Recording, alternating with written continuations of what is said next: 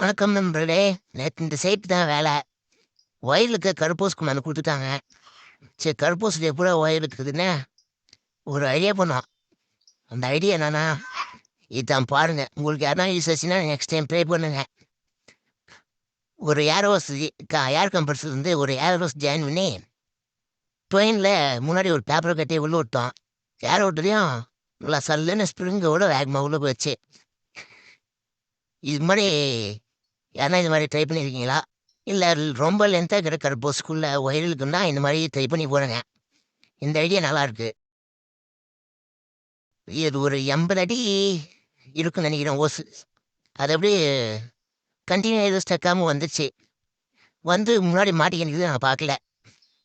அதுக்கப்புறமா வரும்னு எதிர்பார்த்து பின்னாடி வரவில்லை. எட்டி பார்த்தா ஃபஸ்ட்டு தெரில. அப்புறம் நல்லா எட்டி பார்த்தா தான் இருக்குது.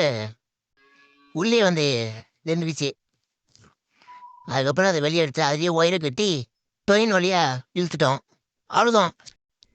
டாட்டா பாபாய்.